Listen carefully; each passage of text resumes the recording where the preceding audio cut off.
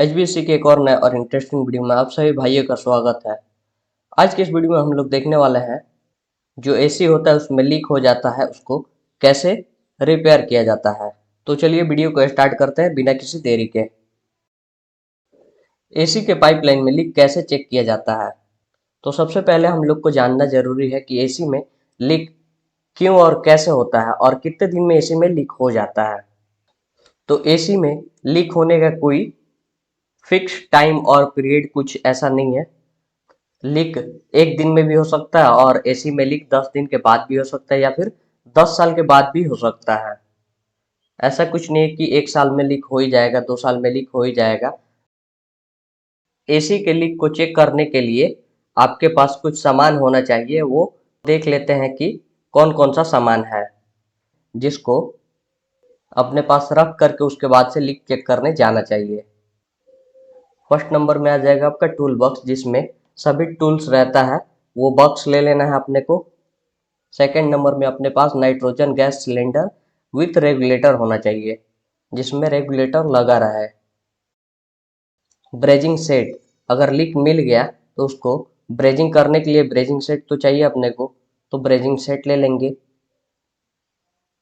Brazing rod, soap bubble, soap bubble ये साबुन का झाग होता है। साबुन को या सरफ को पानी में घोल दिया जाता है जिससे झाग बन जाता है, उसी झाग को सोप बबल बोला जाता है। इसको लीक चेक करने के लिए लिया जाता है। 6 नंबर पे आ जाएगा आपका फायर एक्सटिंग्विशर सिलेंडर। ये आपके सेफ्टी के पर्पस के लिए इसको साथ में रखना होता है। ये जो 6 सामान है वो अपने पास होना चाहिए। हम अगर एसी के लीक को चेक करने जा रहे हैं तो इसी सभी टूल से लीक को चेक करके उसको रिपेयर किया जाता है आसानी से। ये आपका सोप बबल है और यही है आपका नाइट्रोजन सिलेंडर, और ये जो ऊपर का पार्ट दिख रहा है इसी को रेगुलेटर बोला जाता है। और ये है आपका मैनिफोल्ड गेज, इसका भी यूज होता है एसी में लीक को चेक करने के लिए। इसी की मदद से नाइट्रोजन गैस एसी में फिल करा जाता है। और ये है आपका फायर एक्सटिंग्विशर सिलेंडर। और ये जो इमेज दिख रहा है इसी में आपको दिख रहा होगा ब्रेजिंग कैसे करा जाता है। अगर आपने ब्रेजिंग कैसे करा जाता है वो वाला वीडियो नहीं देखे हैं तो जाइए पहले उस वीडियो को देखिए, उसमें आप आसानी से समझ जाएंगे कि कॉपर पाइप में ब्रेजिंग कैसे करा जाता है। एसी में लीक का पहचान, एसी में कैसे पता चलेगा कि लीक हो गया है। तो देख लेते हैं कि एसी में लीक को कैसे पहचाना जाता है। फर्स्ट नंबर में आ जाएगा आपका एसी चलेगा लेकिन रूम कम ठंडा होगा। लीक वाले जगह पर मिट्टी और तेल का दाग लगा होगा। एसी के पाइपलाइन में अगर जिस जगह पे लीक हो चुका होगा वहां पे मिट्टी और तेल का दाग दिखेगा आपको। लिक्विड लाइन ठंडा हो जाएगा और उस पे आइस भी आ सकता है। जो आपका लिक्विड लाइन रहता है वो गर्म रहता है और उसको गर्म होना चाहिए। अगर लीक हो जाएगा एसी में तो वो चांस है ठंडा हो जाएगा, और ये भी चांस है कि उस पे आइस भी आ जाए। इस इमेज में आपको दो ट्यूब दिख रहा होगा, एक पतला दिख रहा होगा और एक थोड़ा सा मोटा दिख रहा होगा। ये जो मोटा वाला है वो सक्शन लाइन है और ये जो पतला दिख रहा इसी को लिक्विड लाइन बोला जाता है। इसमें refrigerant high pressure high temperature liquid के फॉर्म में रहता है और यह गर्म रहता है, और ये जो सक्शन लाइन होता है वो ठंडा रहता है।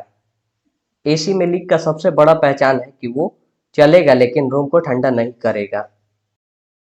लीक रिपेयर करने का प्रोसेस, मतलब लीक हो गया, अब इसको लीक को कैसे रिपेयर किया जाएगा, उसका क्या प्रोसेस होता है।